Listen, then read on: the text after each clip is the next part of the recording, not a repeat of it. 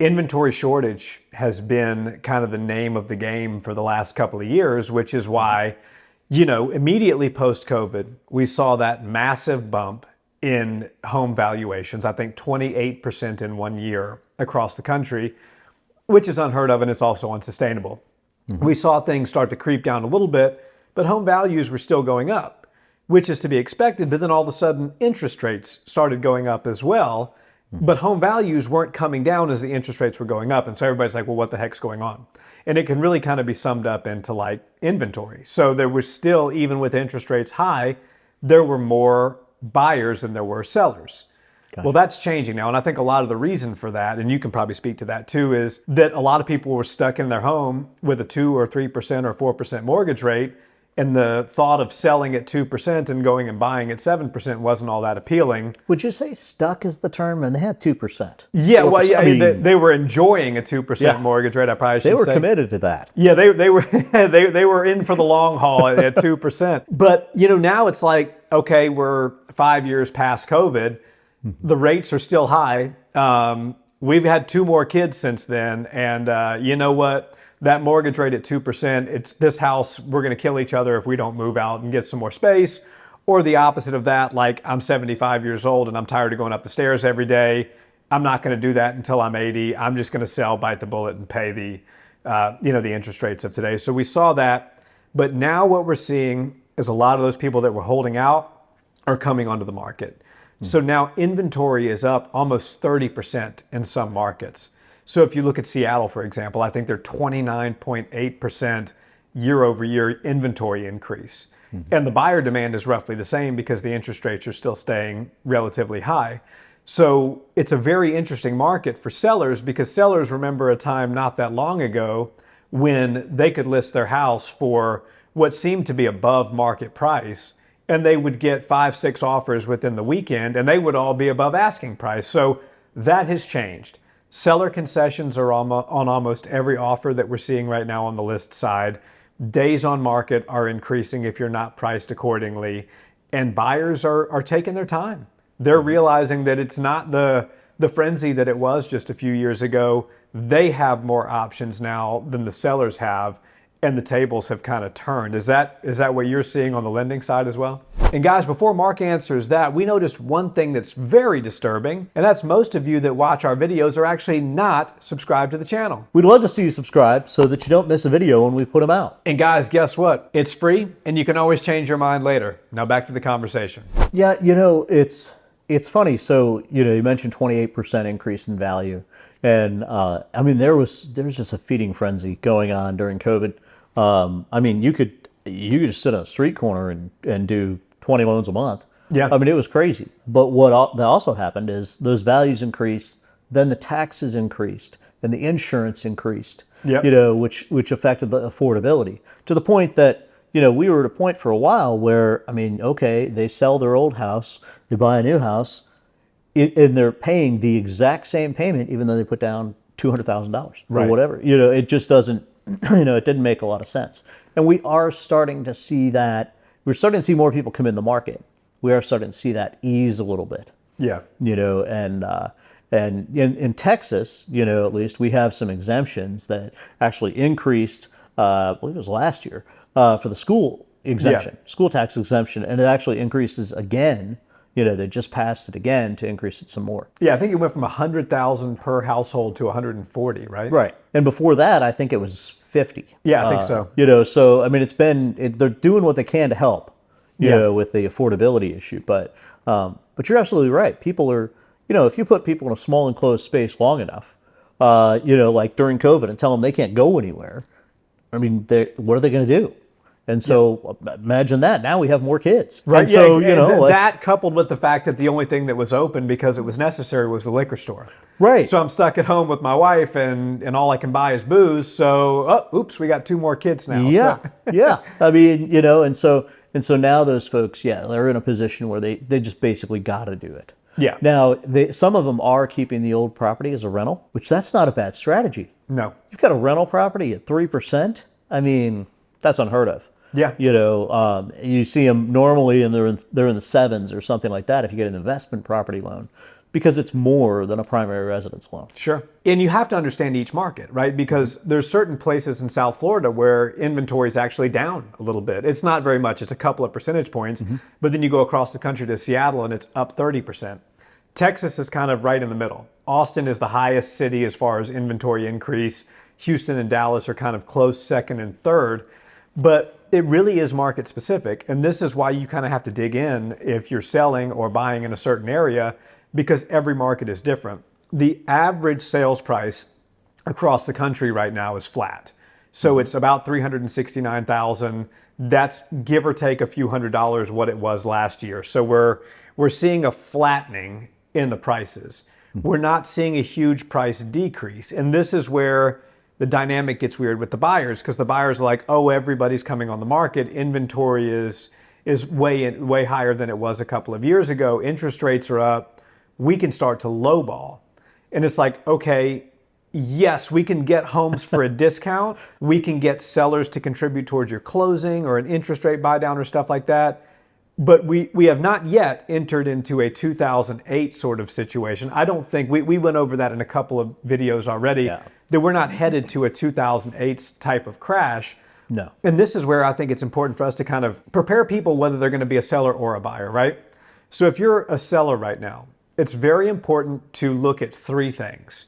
One is the comps, and that's all most agents even talk to you about. Comparable sales. Here's the comparable sales. For those of us who are not in real estate. Exactly. Thank Okay. you. Yeah, Yeah. comparable sales. This is what's sold in the last 6 months in your area.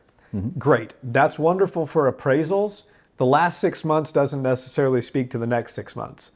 So we have to look at two other things. Market absorption rate. What does that mean?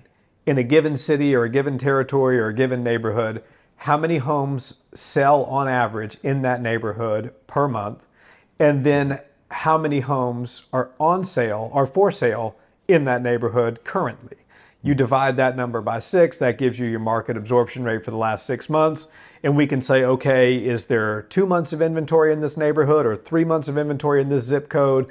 Or, is it more than that? And generally, 1 to 3 months is a seller's market, 3 to 6 is a neutral market, and 6+ is a buyer's market. Right. So what we're seeing in a lot of areas right now, I'll use Galveston, Texas as an example.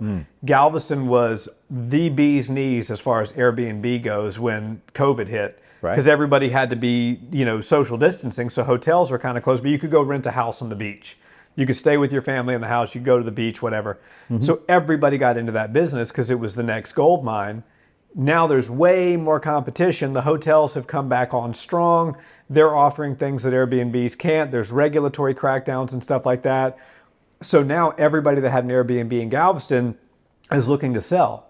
Right now there's 20 months worth of inventory in Galveston. That means if no other homes come on the market today, there's almost 2 years worth of inventory that we have to sell through. Galveston's an extremely strong buyer's market right now. So you have to look at those types of things, and then you also have to look at what's market competition. What other homes that your buyer or the buyer for your home would also maybe be interested in if they're interested in yours, and where are those homes priced? So those are kind of the three things that you need to look at if you're a seller.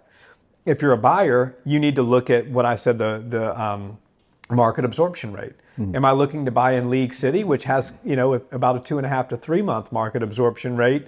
That's still kind of neutral, kind of erring on the side of the buyer. Or am I looking in Galveston? Because if I'm a League City seller, I'm not looking at a low ball offer. If I'm a Galveston seller, I might be. So it really is specific. It's granular. You need to make sure you have people that are guiding you along the way. But what do you think as far as the overarching theme is with this market? Are you seeing this as a buyer's market or a seller's market or kind of neutral? I'd be remiss if I didn't say that everything that you just said is why you'll always need a local agent. Yeah. Like there's always a place for a local agent and a local lender because, you can't just Google all that. Right. And get reliable information. Exactly. And you can't, the mortgage calculators out there, the payment calculators are off, we'll say, at best. And so, we run into people all the time that think they can buy a house super cheap and they can't. So, Right.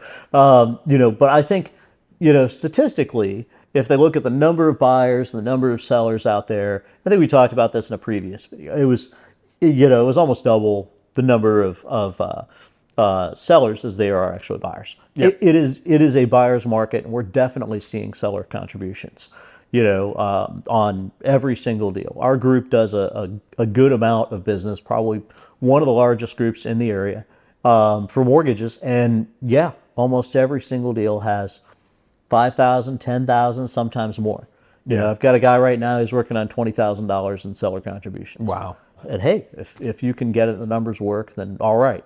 Yeah. That makes sense. So, but yeah, we're definitely seeing buyers get the upper hand right now. One thing that could potentially shift it, I wouldn't say back to a seller's market, but shift it more neutral, would be an interest rate cut. Now, Jerome Powell, this is what we were talking about a few minutes before we started recording. Jerome Powell has been, kind of beating around the bush at a potential rate cut in July. Do you think that's likely? And then two, what do you think that would do to mortgage rates, and would that bring more buyers into the marketplace?